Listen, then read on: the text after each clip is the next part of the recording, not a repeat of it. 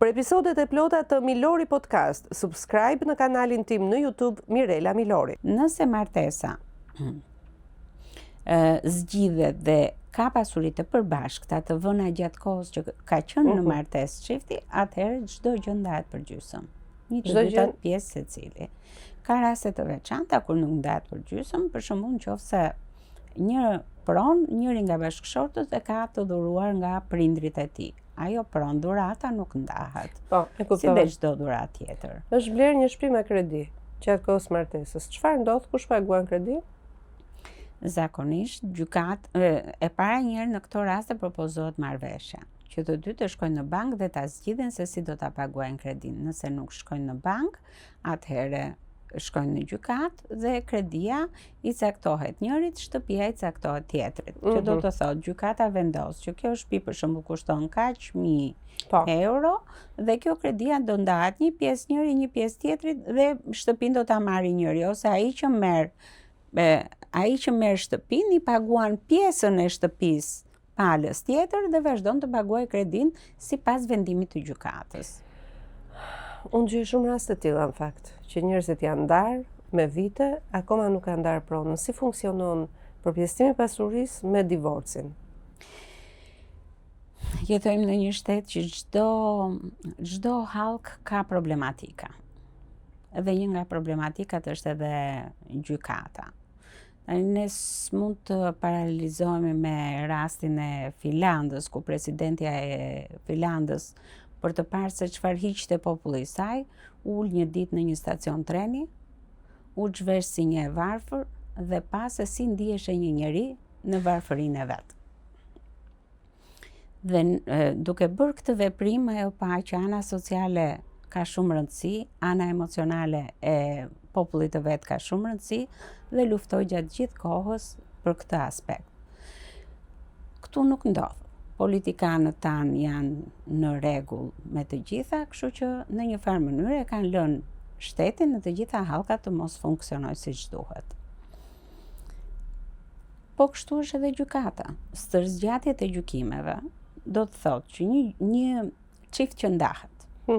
Përveç se po zgjasin 3 vite zgjidhjet e martesës, ndërkohë që shumë më përpara i bënin për 3-4 muaj, që është edhe normale, efikase.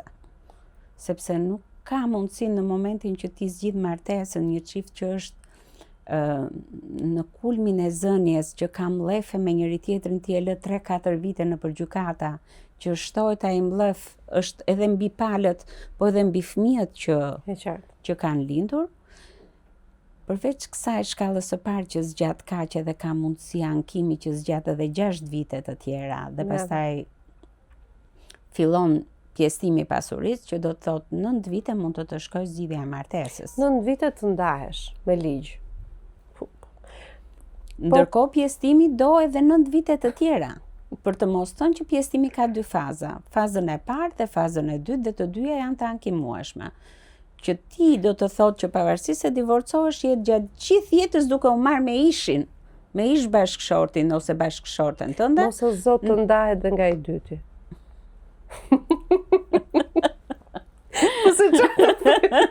Unë nda nga i pari do 18 vjetë të ndahet vetë, të ndaj pasurin. Mos o zot të ndahet dhe nga i dyti, se njerëz jemi do me thënë në Shqipëri, ti do 50 vjetë ti kesh më njanë, se po ndave 2 herë nga bashkëshortja apo bashkëshortja. Që të jesh peng i gjykatës.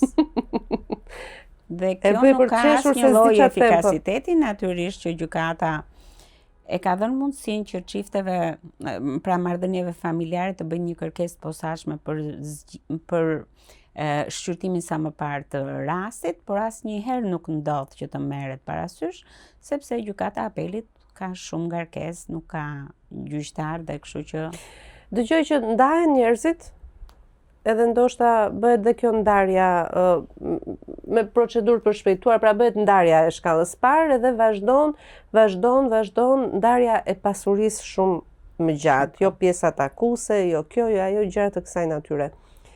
Ka një rregullator për këtë? Si mund të ishte një rregullator ana? Ti që kalon shumë në përduar, si mund të ishte një gjë më efikase? tani duke e ditur se mund të bëjmë një logjik të thjeshtë dhe një logjik juridike. Logjika e thjeshtë është që 1/2 pjesë i takon secilit. Po. E para njëherë më edhe më përpara ka qenë ligji që kur shkojnë në noter, je i martuar, blihet një pronë. Ka qenë detyrim ligjor që noteri të thoshte je i martuar, nëse je i martuar secili të kishte emrin e tij të shkruar në pronë. Në pronë, po. Sepse je i martuar. Noterët nuk e kanë zbatuar, kështu që shënohet vetëm një emër dhe zakonisht, meqense jemi shoqëri maskiliste, shënohet emri i bashkëshortit. Automatikisht është ai pronar në bazë divorcit. Automatikisht jo, por në certifikatën e pronësisë është ai dhe ti nuk ke të drejtë, pra bashkëshortja nuk ka të drejtë të bëj veprime, se thotë prona nuk është në emrin tuaj. Pavarësisht se e prezumon që gruaja është pronare. Por çfarë ndodh, se ne kemi edhe ligjin po edhe mendsinë. Në mendësi ai bashkëshorti që ka blerë pronën gjatë martesës, edhe që e ka emrin e tij aty gjatë gjithë kohës i thot gruas se është prona ime, prona është në emrin tim. Pra ai e ka bindur edhe veten që prona është e tij. Dhe edhe kur shkon në gjykat thot prona është e imja, ka emrin tim dhe kjo bën që të vazhdojë edhe më gjatë procesit. Ta bindi gjykata që kjo është 1/2 secili. Pra duhet filloj që nga aja, që të shkojmë te zhëja edhe ta zgjidhim sa më parë dhe sa më shpejt. Ndërkohë që veprimi i noterit e bind personin që ai është vetëm pronar dhe ka më të vështirë gjykata pastaj për ta zgjidhur dhe debati vjen më shumë se sa duhet në gjykatë. Pra një gjyq normal në Shqipëri, nga ngritja e padisë për divorc deri tek ndarja e pasurisë në qindark të fundit, donja 15 vjet? Edhe më shumë. Edhe më shumë. Edhe më shumë, sepse llogarisë që pjesëtimi i pasurisë ka 2 faza dhe edhe faza e parë është ankimueshme, që do të thotë shkon mbi 7-8 vjet, edhe faza e dytë është ankimueshme, që po të shkojmë, po marrim rastin që ankohen në apel. Edhe 7 të tjera, 14 shkon vetëm pjesëtimi. Po edhe 3 do të shkojë zgjidhja e martesës dhe nëse ankimohet dhe ajo edhe 6 të tjera, kështu që shkon goxha gjatë dhe është një marrëdhënie e sëmurë që e krijon vetë gjykata. Pra nuk e zgjidh atë raport të sëmurë, se përderisa se mirë është mos të ndash, por në momentin që shkon në gjykat, diçka ka që nuk shkon. Dhe ti atë marrëdhënien e sëmurë të gangrenizuar e forcon edhe më shumë. Kontrata paramartesore është zgjidhje? Është një zgjidhje, po sa bëhet, sa efikase është. Ligji e parashikon dhe do të ishte shumë e mirë dhe shumë efikase nëse do të bëhej. Po sa kontrata paramartesore ka shumë pak dhe kjo ndodh sepse sërish në rast se çifteve për shembull ju propozohet njërit apo tjetrit një kontratë paramartesore, fillon eludimi. Po pse ti nuk më do mua? Po pse do ta bëjmë kështu se unë dua të jem bashkërisht me ty në çdo gjë? Dhe për të evituar atë keq kuptimin ndërmjet çiftit, zakonisht nuk bëhen.